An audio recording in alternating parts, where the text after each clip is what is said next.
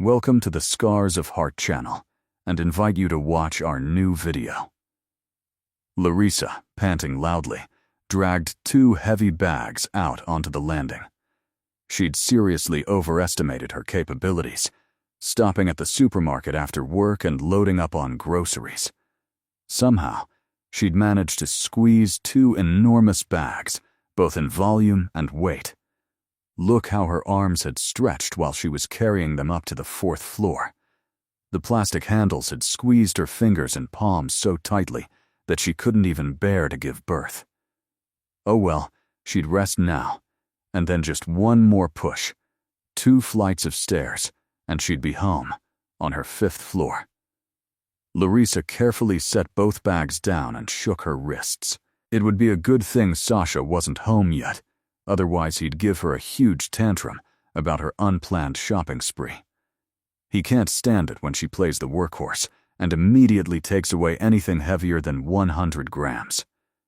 Even in supermarkets, he always patiently pushes the cart after her, maneuvering between displays and shelves, especially since she's a big fan of sauntering around, shopping and listlessly filling baskets and carts with such attractive jars, bags, bottles, and boxes. Or, as Sasha good-naturedly jokes, grabbing everything in sight.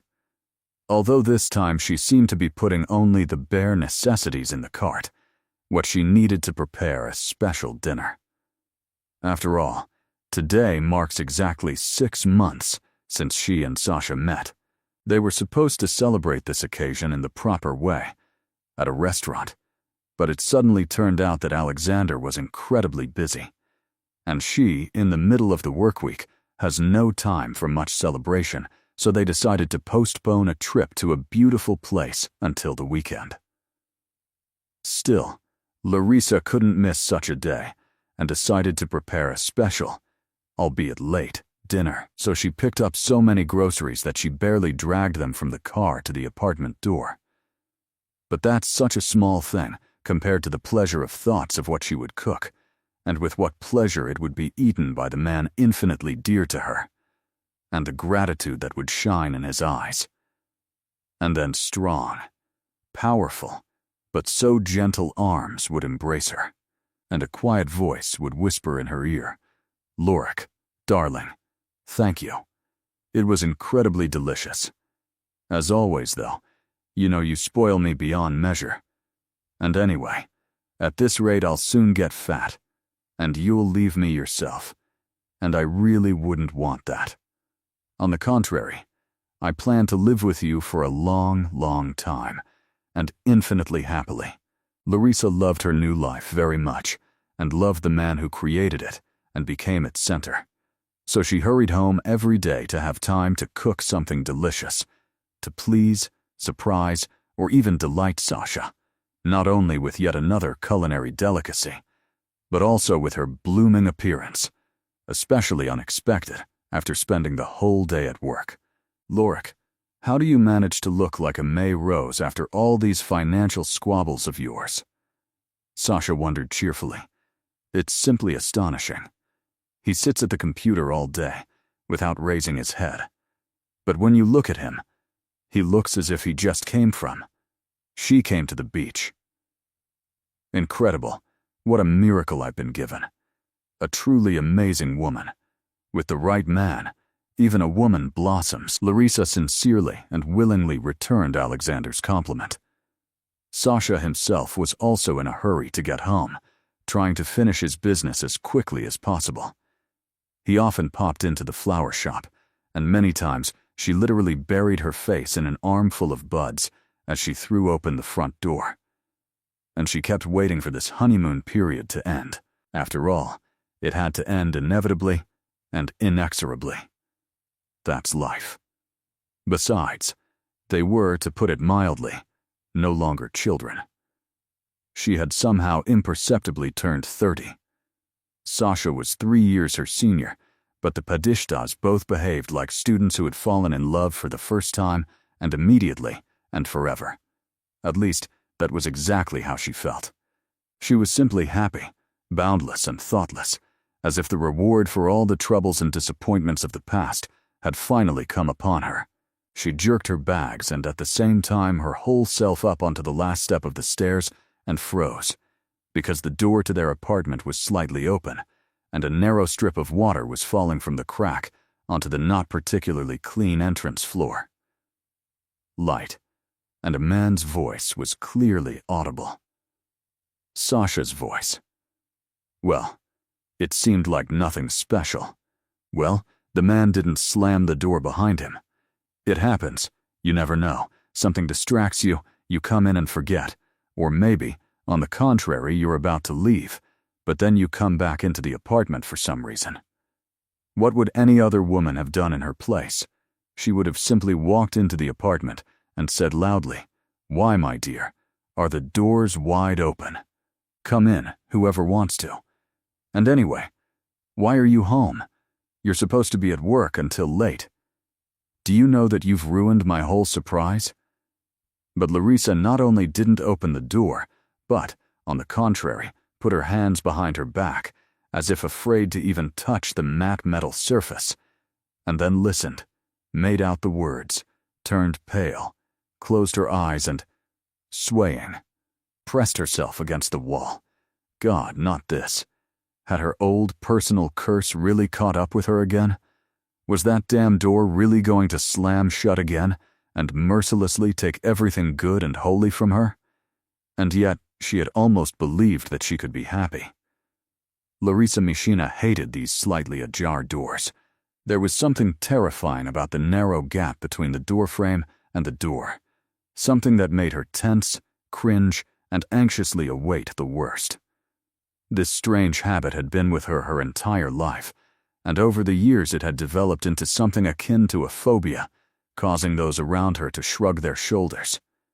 Although she herself understood perfectly well the origins of this, it was simply that her entire 30-year life had resembled a hallway, periodically blocked by another door.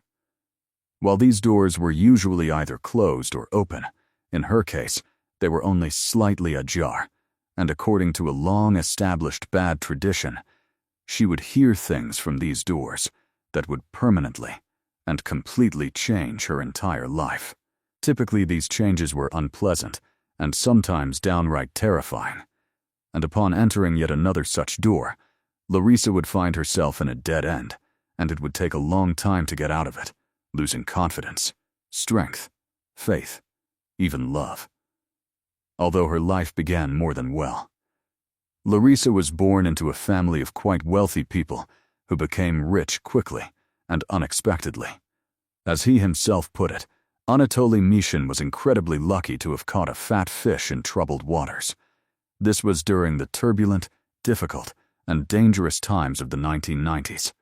A young man, accompanied by a group of equally determined and unscrupulous individuals, dressed from head to toe in black leather and denim, founded a company that sold, bought, and even almost manufactured something. The methods by which they did all this varied. Mishin and Company, among other things, weren't above even commonplace robbery, considering it as acceptable a means of accumulating capital as any other. Well, what times? Such are the mores. And for several years this operation was quite successful. Money flowed, if not like a river, then at least like a steady trickle. Anatoly bought a decent apartment and furnishings, discovered the joys of restaurant and resort life, and tried out a bunch of cars before finally, once and for all, giving his heart to a big silver foreign car. Figuratively, of course, because in reality, he belonged entirely to his beloved wife, Galina, and his little daughter, Larisa. He adored his girls and tried to keep them completely unaware of anything, rejection, or lack of success. Galina was a beautiful young woman, completely content with her life, especially after the birth of a charming and healthy daughter, Larachka. She married her former classmate and neighbor, Tolia Mishin, out of sheer mutual love, and suddenly he turned out to be not only a devoted admirer, a chatterbox, and a former athlete, but also a savvy, resourceful man. His qualities and connections were ideally suited to the wild and unsophisticated business of the time. Galina, convinced of her husband's ability to provide for their family, carelessly gave up on her unfinished college education, seeing no point in the dying profession of librarian. Galina happily immersed herself in the life of the wife of a wealthy businessman. Of course, she never worked a day, and she certainly had no intention of pursuing any kind of specialty. After all, she had a profession. Wife and mother, what better job than that? Incidentally, it would be harder than some. Moreover, Larka has a tough character. She's just like her father, but she's as pretty as a doll. Light brown, lush hair, big gray eyes that, in certain lighting, take on an azure hue. A slightly upturned nose, but a perfect template for a future beauty. And the head of the family himself is no gift. Tolia can easily appear like snowballs with a crowd of drunken friends, or, conversely, suddenly disappear for days, even weeks. He says he's on business. In principle, she has no reason to distrust her husband. He doesn't smell of women's perfume after such absences.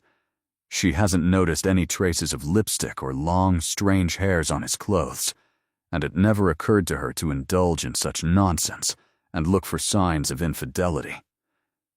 If he says he's on business, then so be it.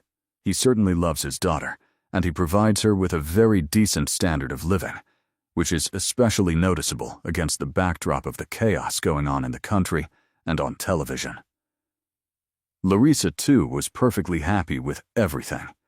By the age of 10, much to the envy of her peers, the girl had already flown several times on a real large plane, swum in 4 seas, including 2 foreign ones, had the most fashionable jeans and jacket, tie-dyed jeans, and several dolls, and not just any dolls, but real, imported ones.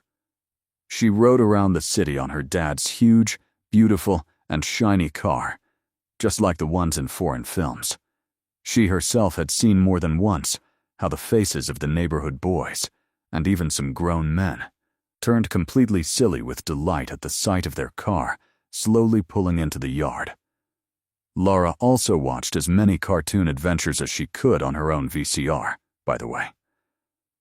For her birthday, the girl would bring delicious, brightly colored chocolate bars to class, which her uninitiated classmates were initially afraid to eat, but after trying them, they rolled their eyes in delight, and she always had bright squares of gum with fashionable inserts in her pockets.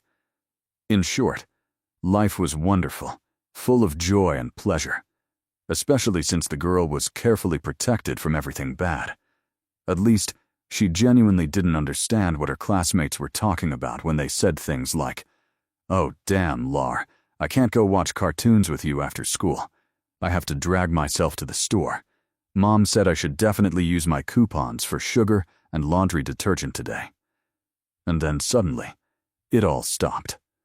And the trips to the sea, the foreign cartoons' toys, pretty clothes and delicious food, trips to the park and cafes, and rides in Dad's car. Not right away, though. It all started when Dad himself suddenly disappeared, and Mom started crying endlessly and bitterly. She sat in the kitchen with mascara streaks darkening under her eyes, rocking back and forth and wailing pitifully, "Oh my God, what are we going to do now? How are we going to live?" Third grader Lara didn't understand what had happened at the time and was terrified for her mother. The woman, watching her daughter's lips twitch, would pull herself together, wash her face, put on makeup again for some reason, and a few minutes later, she would break into another fit of despair. But she couldn't really explain anything to her daughter. Dad still wasn't home, didn't answer the phone, and Lara decided he'd simply gone on an urgent business trip, and for some reason, Mom was especially worried this time. A few days later, Larisa's classmates provided some clarity. At least a boy named Alexei, who lived in the same building and entryway, reported it with poorly concealed delight as soon as she entered the classroom. "So, Machina, have you had enough? Dry your crackers. That's it. Your daddy has sat down." My dad said it was high time, and he also said it would be for a long time, 10 years with this, what do you call it, Confiscation. Where did he sit down? Lara was amazed. Who's had enough? And my dad never sat down anywhere. And we don't know anything about confiscation. And we don't eat crackers. And you and your father are complete idiots. The impending fight was prevented by the teacher entering the classroom. She called out sternly to Lyosha and clearly wanted to take Larisa's hand. But then she jerked strangely and looked at the silent class with confusion. Larochka, you should go home today. I'm letting you go, the teacher suddenly announced for some reason. Apparently, even forgetting about the upcoming math test, a delighted Danil Zialara galloped home, humming a cartoon princess song, and, jumping onto her landing, stopped dead in her tracks. The large, beautiful, sturdy door to their apartment was, for some reason, ajar, and a completely unfamiliar male voice could be heard coming from behind it. Here, Miss Mishina, please read the search warrant. Your apartment, true. You could spare us the extra work and yourself the inconvenience of the mess by voluntarily handing over the money and other valuables your husband obtained through criminal means. Would you like that? Well then, let's get started. Mom was still sitting on the same stool as she had been this morning, still rocking back and forth, clutching her temples. In front of her, a man in a dark blue uniform with shoulder straps sat with papers spread out on the table. Two men, dressed identically, were wandering around the apartment, opening cabinets, shamelessly rummaging through things and documents, leafing through books, knocking on the walls for some reason, and writing something on pieces of paper. The neighbors sat on the sofa, stone-faced, uncomfortably frozen, clearly afraid to take another breath. Aunt Lida from the first floor, owner of a nasty, biting, barking little dog, and the father of that very same Lara's classmate, Lyoshka. Oh, hello, Uncle Musar. The charming girl, Larisa Mishina, greeted them very politely and politely. A deathly silence fell over the apartment. Mom froze, stopped sobbing, and looked fearfully between her fingers pressed to her face. Neighbors on the couch, they exchanged confused glances. One of the men in uniform suddenly burst into loud, hearty laughter. Hello to you too, girl, the man sitting across from Mom said slowly, drawling. Well, as they say, the apple doesn't fall far from the tree. And then, suddenly, the incredible happened. Mom, her wonderful, kind, beautiful mom, who blew dust off her, called her princess and her sunshine, suddenly jumped to her feet, ran up to her daughter, and slapped Larisa soundly across the face. Don't talk nonsense, she screamed. Lara was shocked by the sight of her mom's flushed, distorted, unusually ugly face, with some terribly white spots gleaming on it, and by her sharp, angry scream. So shocked that she even forgot to burst into tears, although she certainly should have. And what was she guilty of anyway? For saying hello? Well, it's basic politeness. And as for addressing someone, well, Dad always used that word to refer to people in that way. She'd heard it many times herself. She was distracted from her sorrowful thoughts about whether she should cry after all by contemplating her favorite doll, which for some reason, what was one of the men fiddling with? What was really going on? 10-year-old Lara, of course, didn't understand that her familiar, cozy, and comfortable world was completely changing right now, crumbling to its foundations. But soon the realization fell on her with all its weight. The VCR, the large color TV, her mother's jewelry, which Lara sometimes, with her permission, would enthusiastically rummage through and try on, and many other cool things had disappeared from the apartment. Dad's wonderful car, always parked under the windows, had also gone somewhere, and never returned. The food had become somehow tasteless, the towels were rough, the weekends boring. But most importantly, her mother had changed a lot. She had become sullen, nervous, tense, as if constantly expecting new troubles. Previously, she spoke to her daughter in a gentle, even voice, but now it was as if she was slurring out sentences, simply presenting facts without explaining anything. "Mom, where's my favorite strawberry muesli?" Larisa grimaced, looking at the grayish oatmeal, stuck together in disgusting lumps. "Now here's your muesli," Mom answered, placing it in front of her. The girl had a glass of milk. "And this is instead of yogurt. And don't even get me started. Mom, you said you'd buy me new phones and a jacket she'd snap the next time. Be grateful they didn't take these away." Her mother's reply was unclear. "Mom, we're going to the seaside this summer." Lara tried to defend her interests. "Definitely," Galina grimaced. "I just don't know which summer. Apparently, in about 10 years. "Mom, when will Dad come back?" the girl asked. "Well, about the same time you go to the seaside," the woman grinned.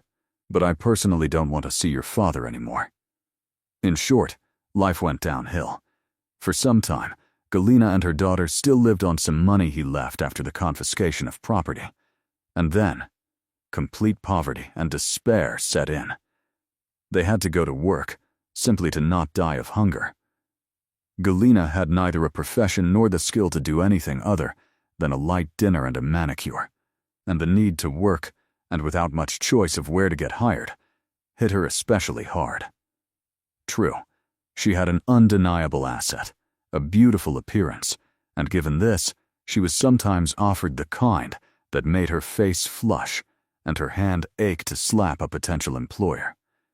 And yet, she was lucky.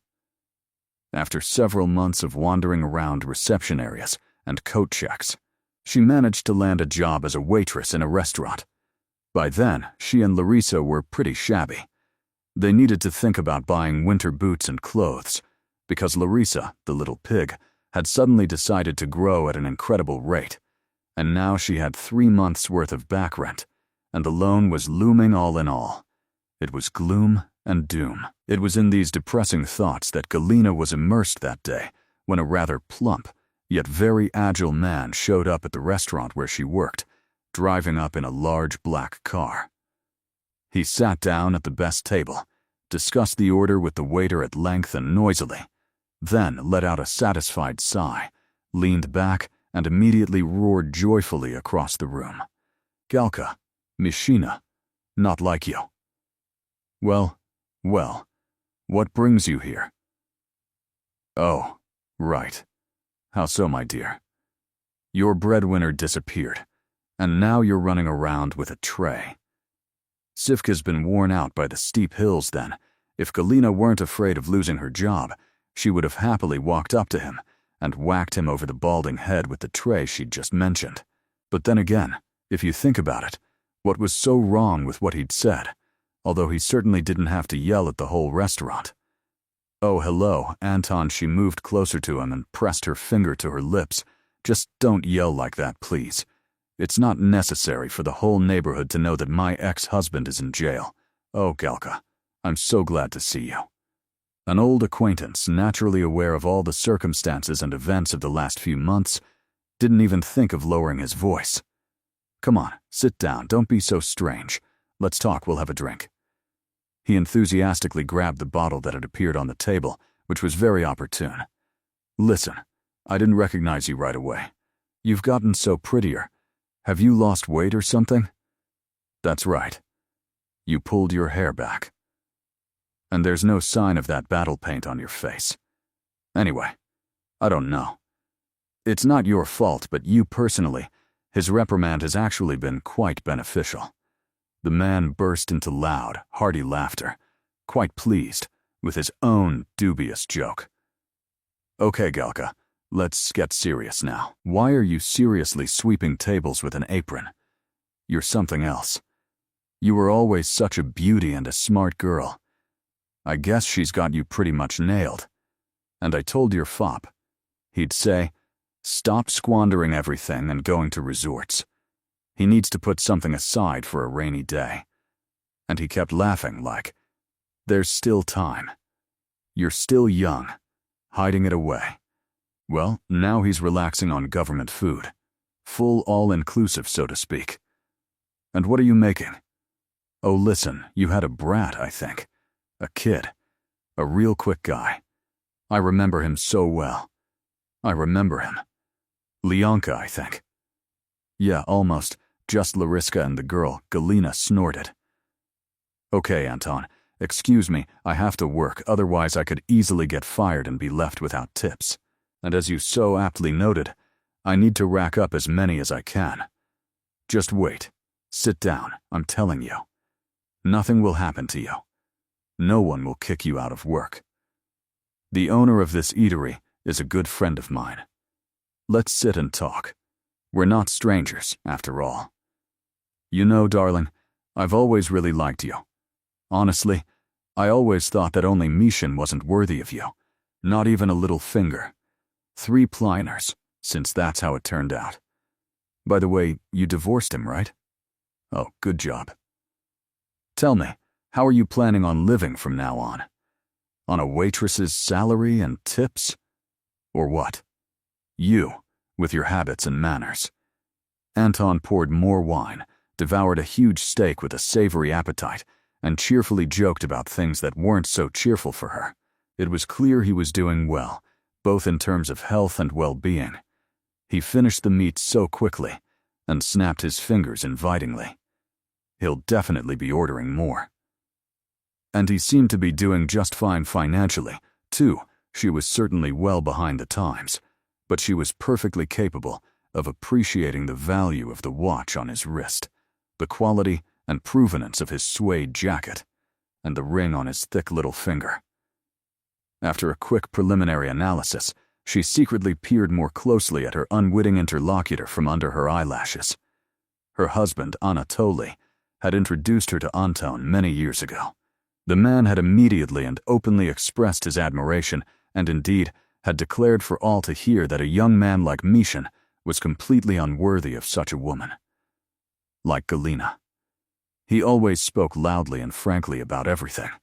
This manner of communication, unusual for the environment in which her husband lived and worked, surprised Galina. Listen. How does he handle business with such sincere frankness? She clarified with Tolia. So he's just being truculent with women, I mean? With women? Just in casual conversation. But when it comes to business, oh God forbid you get under his feet. You know what nickname he has in our circles? You probably think he's some harmless chatterbox or a fatso. But no, he's a tractor, because he'll run you over and not notice. And if he does notice, he'll come back, spin around, and bury you, so you won't be able to get out later. Anton's appearance also somehow didn't fit with his business reputation. He was a short, plump man with a round face and a noticeable bald spot on his head. The facial expression was usually good-natured, and this was emphasized by a smile that almost never left the face. And suddenly, among all these folds, roundness and dimples, a sharp, cold, appraising look slipped through, which seemed to say, well, let's joke. Let's see who will laugh. The last one.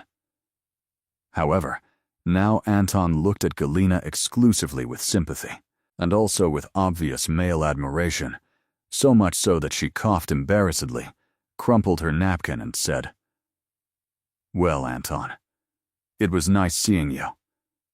And thank you for the kind words. I haven't received so many compliments in a long time. Come on. Good luck to you. Meeting a man from her former, such a prosperous and comfortable life, greatly upset Galina.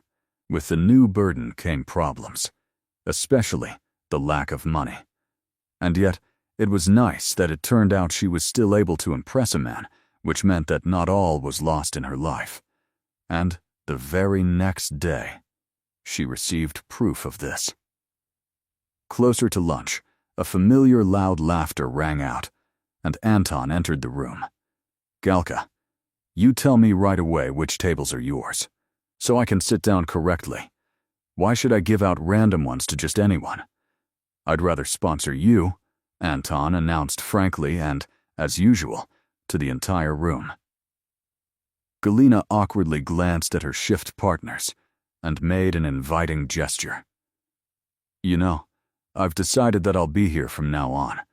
We're going to eat," the man told Gal, accepting the menu. "Look, maybe I can help you out? Well, go ahead, give me some advice. What should I eat here that would be bigger and tastier, but at the same time wouldn't make me gain too much weight?" Anton paid with relish, winked at Galina, and departed, and she, opening the folder, suddenly realized that life was getting better. It simply contained a tip 3 times the cost of the entire order. True, at first she was angry, and the next day she decisively returned the bills to Anton, or rather, tried to return them. "What are you talking about, Jackdaw? This is, from the bottom of my heart, so to speak, a sponsorship for your brat." "For the kid?" "Oh, I mean for the girl. We are our own people. After all, I once had business with your ex-husband, and, I must say, I cheated him pretty good back then." He shook with laughter. "Well, and now my conscience has tormented me. I decided to help you, so to speak, to make amends." Anton didn't look like he was tormented by his conscience, nor like a selfless philanthropist, and Galina never doubted his true interests for a second. Anton turned out to be a persistent admirer, with no intentions. He hid it, although he displayed his feelings in a rather peculiar manner throughout the restaurant. 6 months later, Galina and her daughter moved in with Anton, and Larisa began her climb back up to the heights, to the gentle, warm sun shining, reflecting off the sea, where they served her favorite muesli with fresh berries for breakfast, and bought beautiful things. Uncle Anton was cheerful and kind. He didn't try to be a father or caregiver, but he drove a huge Jeep, which accommodated not only them, but also Lesia's delightful dog with its long, silky fur. However, this time, everything turned out to be disappointingly short-lived. 4 years later, Uncle Anton disappeared, just like Dad once did, and Mom, it seemed, frowned suspiciously. True, this time she didn't cry, but Larisa didn't feel any better. Could it really be all over again? "Mom, did they lock Uncle Anton up too?" Now Larisa was much more grown up, and the bitter memories of childhood hadn't gone away. Like Dad? No, not like Dad, Galina grimaced. Perhaps even for a little longer. True, Anton is smarter than your father, and much wealthier. Maybe this time it won't be so hard for us. Speaking thus, Galina was undoubtedly hoping for savings, and the jewelry that Anton carefully hid it in a safe. However, his hopes were destined to be dashed. A couple of days later, high school student Larisa approached the door to their apartment, which was again ajar, just as it had been many years ago when her father disappeared. The girl was struck by a familiar sense of unease. And it was true. Everything happened again. Only now, instead of a man's voice, Larisa heard a woman's, but no less authoritative and categorical. "So, Milochka, let's settle this matter right away. This apartment is registered in my name, and it was purchased long before you arrived. As far as I understand, you never registered the marriage, and my son didn't adopt your child. He was smart enough not to do anything stupid, thank God. So, I'm not a penny pincher. Come on, get ready. Take everything he gave you, and I want you out of here in 2 days." An energetic, plump elderly woman with a surprisingly familiar face, seemingly kind and gentle, yet with a sharp, piercing gaze, was firmly in charge of the apartment. So Galina and 15-year-old Larisa found themselves back in their old apartment, which, fortunately, Galia had kept. Live there was a place, and for a few months there was even something to give, because Anton was quite generous with gifts. But everything comes to an end. The things suitable for sale also ran out, and yet, this time, Galina did not find herself completely helpless in the face of circumstances, as she had been many years ago after Anatoly's disappearance. Taught by bitter experience, she, to Anton's cheerful surprise, had once completed a course in hairstyling. "So, now I can do my own hair?" she explained. "And then, you see, I'll have to do it for others. You never know how life can turn out. I always said, my dear, that you're not only a beauty, but also a smart one." Anton nodded respectfully. True, Galina wasn't a particularly talented hairdresser. Well, that's the case with any business. Besides technique and a skilled hand, you need something equally important. You have to truly enjoy the work, bring pleasure. Then, the results won't be long in coming. Galina, however, couldn't bring herself to love her new profession or the process itself. After all, she had been a client of the very best stylists for most of her life. And suddenly, from the prince to dirt, so to speak. And frankly, it's embarrassing, because she's perfectly aware that people are whispering and gossiping behind her back about her misfortunes. And this realization makes her long to meet another fake smiling woman, cut her hair shorter and uglier, or dye her hair green. Of course, such thoughts and worries are unbearable in a profession where the client is so important. If not to love, then at least to sincerely wish them the best. In the end, Galina settled into a job at a small, mid-tier salon, where people from her former circle didn't frequent. She became an ordinary stylist day after day, indifferently trimming and shortening the hair of people she had no interest in whatsoever. Even despite a relatively stable income, of course, their standard of living was incomparable to what it had been before. The restrictions, the frugality, the meticulous accounting returned. Will she have enough money to last until the end of the week? And will she be able to buy, say, new sneakers before the snow falls, when she won't really need them? In short, Larisa experienced another precipitous decline. Now she felt it much more painfully than in her distant childhood. She was already a young woman, and acutely felt her lack of resources and opportunities, especially since memories of a good, prosperous life were still fresh.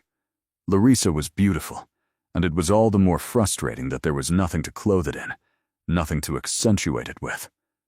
To her credit, she had no intention of sitting by and waiting for things to improve. Besides, she had drawn a precociously wise and perfectly correct conclusion from her mother's fate. Beauty is beauty, and it's great to have a man by her side. And yet, an education is essential. Larisa graduated from school with more than decent marks and entered the economics department without any particular difficulty. Why economics? Well, she simply didn't notice any particular creative abilities or talents in herself. After all their family's misfortunes, the word law made her shudder. Medicine and teaching also held no particular appeal. After considering all her options, Lara settled on the economics department, especially since she was quite comfortable with the science subjects at school. Having been admitted without any particular problems, she studied just as easily and naturally, managing to earn a little extra money, have casual, non-committal flings with guys, and, most importantly, blossom. By the time she graduated, Larisa Messina was not only an excellent student and a sure bet for a diploma with honors, but also the most beautiful girl in her class. True, to confirm her status at graduation, she had to go into considerable debt. But Larisa's appearance in a chic, artfully draped off-the-shoulder dress was certainly remembered for a long time. Apparently, her beauty and style impressed more than just her classmates. In the midst of the festivities, a tall, complete stranger in a dark suit unexpectedly approached her, nodded slightly, as if bowing, and suddenly said, "You know, young lady, I very rarely compliment women I don't know. But just now, I just couldn't resist. You know, you're simply charming. I apologize in advance, but please don't take anything bad from me. I'd like to know if you've already thought about your future job. I just have a specific, very profitable offer for you." Larisa is used to compliments, and she'd been greeted with admiring exclamations, even equally admiring whistles. But these were the emotions of familiar peers. Now, standing before her, a man young, but certainly much older than them, dressed in an impeccably tailored suit, even his hair styled as if he'd just been stylistically groomed. And after all, there's such a thing as status. Well, this man was a perfect fit. Hearing his compliment, Larisa blushed and smiled sheepishly. But then she tensed. What was he talking about? He seemed to have something indecent in mind. It was probably no coincidence that he'd started with saccharine compliments about her appearance. That was definitely true. Or maybe she shouldn't have to guess and just let him tangle his perfectly styled face, so to speak. Apparently, all her thoughts were reflected on her face, because he feigned fear and took a large step back, even putting his hands in front of him like a barrier. "Well, you still thought the worst," he said. "But I didn't even think about what you might have suspected. Really, I beg you, listen to me. Does the name Integral mean anything to you?" Of course, Larisa answered instantly. It's the sum of an infinite number of multiplications carried out with infinitely small terms. And that's also the name of the largest construction company in the city. There's a huge advertising stand for it in front of our house, and that name is the first thing I see when I open the curtains in the morning. Oh well, maybe it's fate.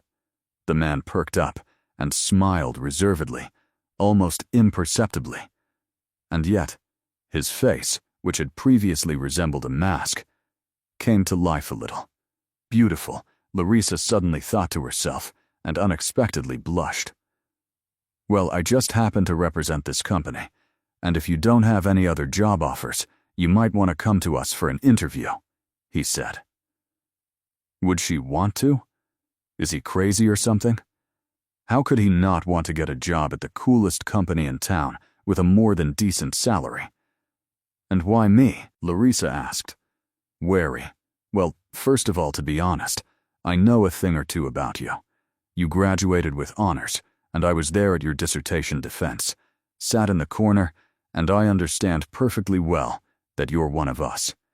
You didn't get your diploma for your pretty eyes. And secondly, I've already said it." He suddenly faltered, hesitated, and unexpectedly blushed. Not as much as the recent graduate, but still noticeably. And for some reason, it was clear that this was a completely unusual sensation for him. He chuckled in surprise, straightened his already perfectly fitting jacket, and a few moments later was back to normal, apparently in his usual state, calm and composed.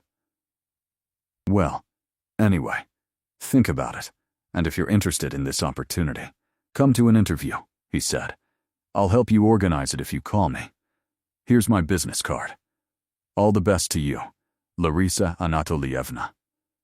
He handed her a piece of silver cardboard with raised letters, bowed, though this time more clearly, more noticeably, and walked away.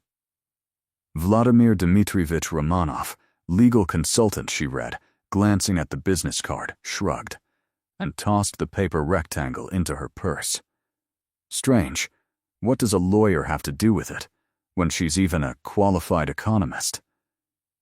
No, it's still kind of strange. A conversation, completely out of place and out of time. Perhaps she shouldn't take it seriously. And anyway, it all feels like some kind of joke, one she won't fall for. Graduation was over, her classmates had gone their separate ways and gone about their daily lives. Even her best friend, who had made a new friend at the very beginning of her studies, was suddenly preoccupied with the birth of a child. By a strange coincidence, the beautiful and intelligent Larisa still had no suitable suitors, and loneliness settled over her with an unusual heaviness and silence. She needed to start looking for a job. Besides, she and her mother were going through another difficult time. Galina, completely disillusioned with herself as a hairdresser, quit her job. "To hell with this bald manicure. I'm sick of all these haircuts," she replied indifferently, thoughtfully twisting a ring with a decent-sized gemstone on her fingers, the only piece of jewelry remaining from her happy and prosperous times. And then, with a decisive slam, She yanked the ring off her hand and threw it down on the table in front of her daughter. "Here, sell this junk. It all suits me like a saddle on a cow anyway. We'll hold out for a while, and then maybe my own daughter will get off my back and feed me in my old age. Who knows?" Larisa just sighed. Over time, Galina's character deteriorated completely. She became bitter, grumpy, endlessly complaining about life, about the scoundrel men who had ruined her, and about her lanky daughter, who lived without a care in the world. Without a care in the world. In short, the atmosphere at home, already not particularly cheerful, became unbearable. But it's not for nothing that they say, it's never so bad that it can't get worse. Soon, a creepy and entirely reasonable explanation was found for Galina's gloom, and it all started again with the half-open door. True, this time it wasn't the front door, but the one leading to Mom's room. "So, have my test results come back?" "Nothing good," Mom said quietly, apparently into the phone. The doctor smiles at me like, "Galina Vladimirovna, don't worry, everything can be fixed. We'll get treatment, but he's just hiding his eyes." Well, it's all clear. He prescribed a bunch of pills. But what's the point?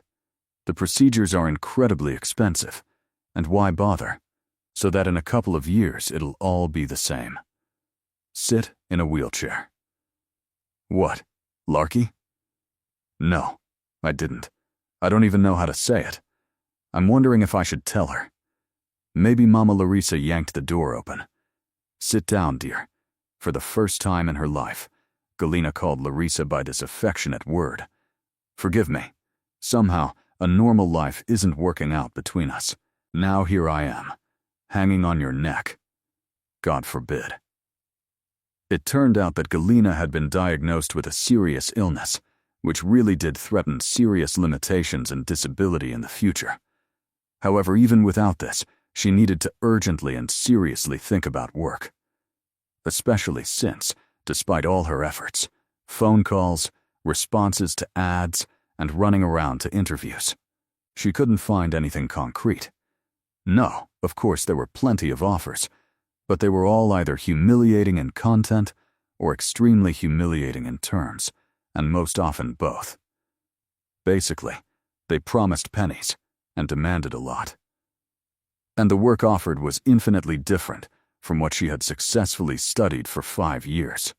"Nina, I don't get it. Does no one really want my honors diploma?" Larisa wondered, sitting in her friend's kitchen. "Why not?" She grinned. "They do. They just aren't ready to pay you for it. And what normal person would look at you and suspect that you're smart too?" Nina burst out laughing. "Oh, come on, Ninka, with your jokes," Larisa sighed. "Okay, I guess it can't be helped. Starting Monday, I'll start as an operator at that. What's it called? I forgot the name. I have to start somewhere. Wait, do you remember you told me about the dude who hit on you at graduation?" Nina remembered. "He left you his business card. He also supposedly told you something about that very integral. Remember? Then you call him. What's wrong with you?" The long-forgotten business card was immediately found, as if it had jumped out of her purse pocket and into Larisa's hands. "Vladimir Dmitrovich," she stammered in fear, dialing the number. "Hello, Larisa," the voice on the other end of the line instantly answered. "It's good you called. I've been waiting. Do you really need the job?" "Yes, I really do." "Tell me, are you really from Integral?" Larisa couldn't help but ask. "Oh, I'm sorry. Yes, I really do. I work as a legal consultant, including for the construction company Integral. Don't worry, I'm not a scheming crook or a swindler." Judging by her voice, her concerns didn't offend him. "And I'm ready to arrange an interview for you with specialists in your field." The next day, Larisa, dressed in her best suit, entered a huge office building. She was briskly pointed to a large office, and upon entering, she saw another door, which was slightly open. "Yes, I'm waiting. She should be right here. Yes, The one I told you about. No, she rang the bell herself. A man's voice came from behind her. Yes. How can I tell you? Of course, she has no experience at all, although the girl is very smart, but that's not the point. How can I explain it to you? Damn it, I don't even fully understand what's wrong with me. There's something special about her. Or something.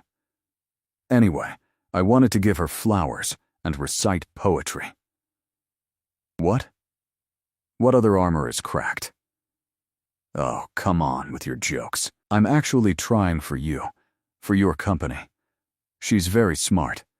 It would be nice to get a fresh, untainted specialist for your mossy financial service, and it's only a plus if this specialist has a sweet girlish face. Isn't it? Blushing with embarrassment, holding her breath, Larisa stood up and tiptoed out of the office, caught her breath noisily, took a few deep breaths, and re-entered, slamming the door as loudly as she could. A familiar man, the owner of the business card, peeked out at the sound from the slightly opened office. Oh, you're already here. Excellent. Please come in. The heads of finance and HR will be here soon and they won't leave you in their tracks. He smiled playfully and then unexpectedly shook her hand firmly. But don't be afraid of them. I'm sure you'll succeed, and I won't let anyone hurt you. She didn't have time to thank her unexpected patron before several people with important business faces were already entering the office. Due to some inexplicable stubbornness or perhaps simply fear, Larisa not only didn't back down before the terrible commission, but also launched into the attack herself. You're simply brilliant, my dear. Laren's patron nodded with obvious respect and pleasure when it was all over and Larisa received a job offer at Integral. After all, I wasn't mistaken about you, and I suggest we celebrate that immediately. No, I accept no objections. You are obliged to accept my invitation, if only out of a basic sense of gratitude, to steal the evening of a lonely and hopeless bachelor. She truly did grace the evening, adorned in a superb, very becoming pantsuit, blossoming even more brightly under his admiring gaze. Vladimir wasn't much older than Larisa, only 5 years, but he seemed infinitely wise, experienced, and educated to her, as well as handsome, elegant, intelligent, generous, self-confident, and so on ad infinitum. In short, Vladimir became for Larisa the epitome of all the best traits and qualities a man could possess. She sincerely admired him, although she occasionally wondered, is love among their feelings for each other? No, of course she loves Volodya, absolutely. But he himself doesn't talk about such things, and when you try to get him to talk about them, he laughs them off. Lar, I can't talk seriously about frivolous topics, can I? But I don't have a romantic streak. Do you want confessions? Please, just don't be offended. I'm a lawyer, and I'll have confessions. Professional, you are very beautiful, smart and well-mannered. I am single, healthy and quite wealthy. I propose combining our assets to create a joint venture. He laughed merrily, hugging Larisa, and all her doubts were diligently drowned out by a trip out of town, to the sea or to a jewelry store. Larisa tried to share her doubts with her mother, but received a rather harsh rebuke. Let me tell you this, my dear. You are very lucky. Your Vladimir is a real normal man. Strong, able to earn money and knows what he wants. And everything else is just blush. You got this love, and you got a lot of profit from it. Take me, for example. Well, I loved your father once, and he loved me. So what? This love gave me a lot. Remember how we suffered together when he disappeared with his love.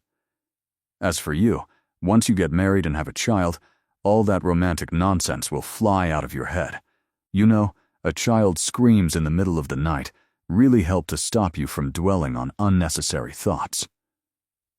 Larisa married Vladimir, moved into his apartment, and set about perfecting herself, the home environment, and her culinary skills.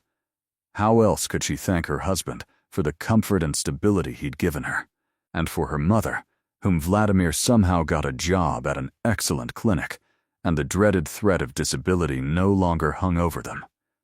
For several years, everything was fine, at least outwardly. Larisa worked, becoming a respectable and respected professional. From a very pretty girl, she transformed into a very beautiful and stylish woman. She learned to smile when appropriate, to maintain a thoughtful silence when she wanted to shout or laugh, to eat broccoli and white meat, even though she really wanted to tear a crust off a fresh loaf of bread and dip it straight into a can of Sprats in tomato sauce. She got used to agreeing with her husband that they certainly needed to think about a child, but they would have time. They would have time for everything, and for now she needed to live for herself.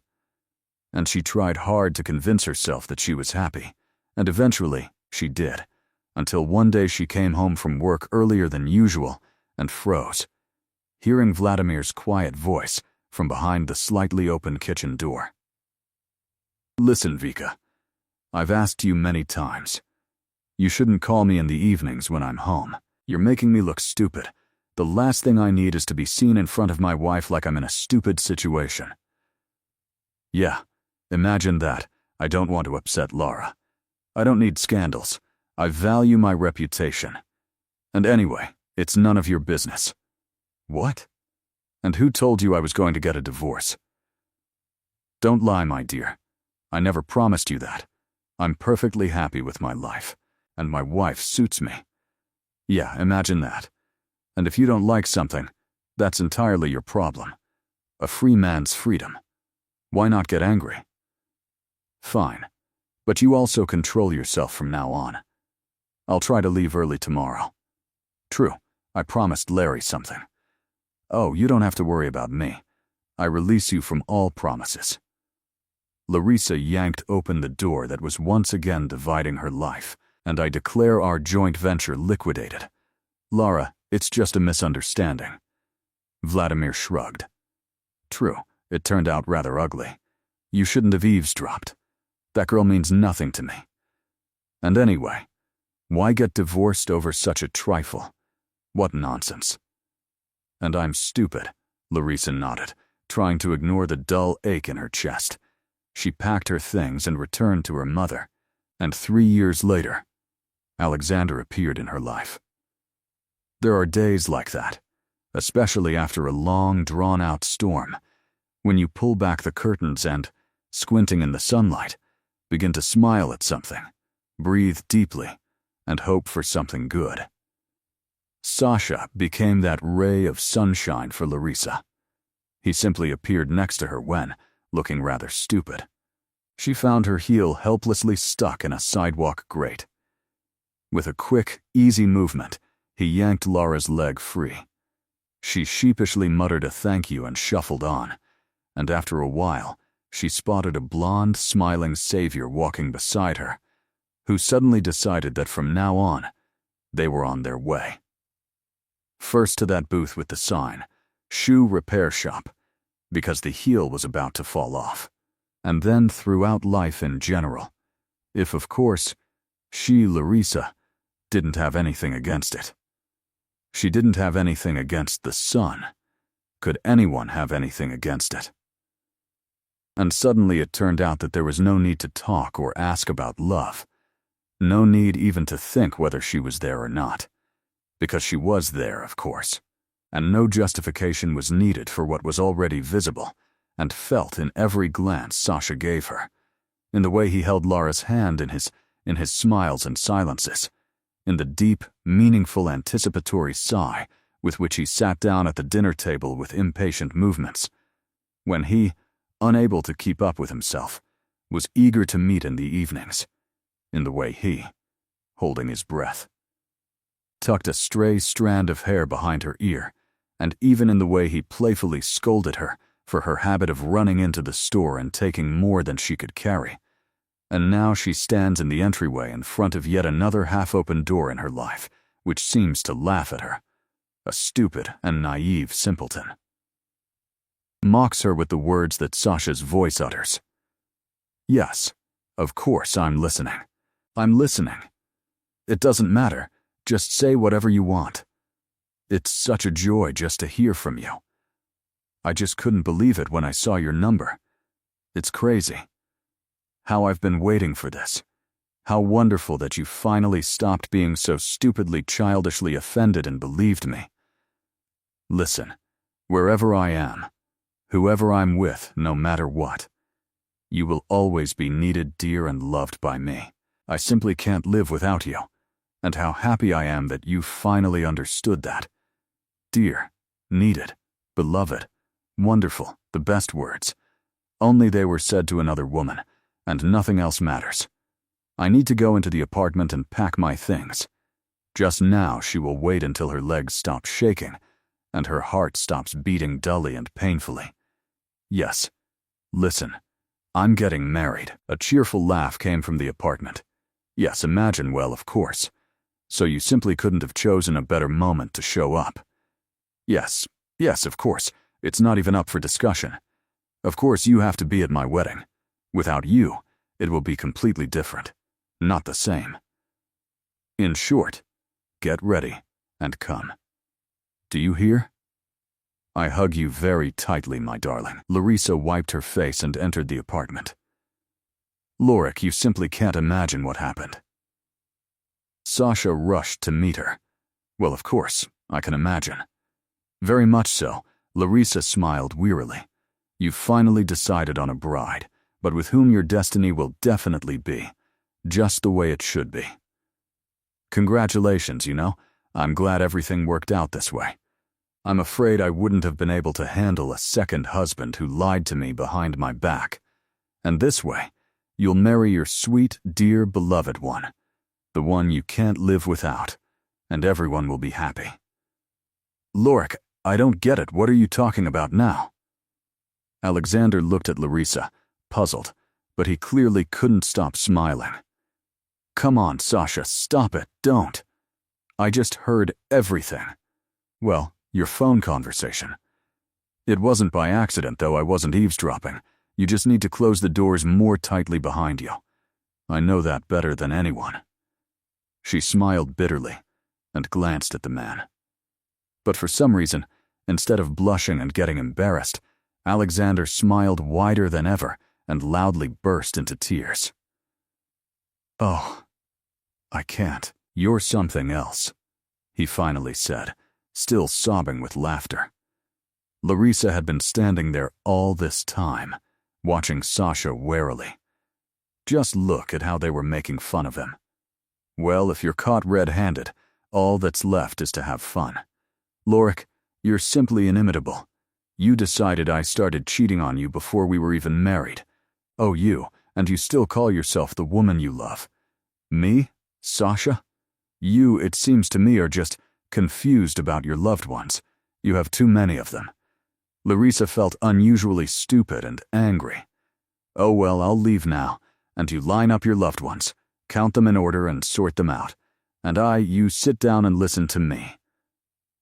Sasha decisively interrupted Larisa's angry, ironic monologue. I'm so incredibly happy. My Inca called herself. Well, you see. He stared at Larisa with a smile on his face.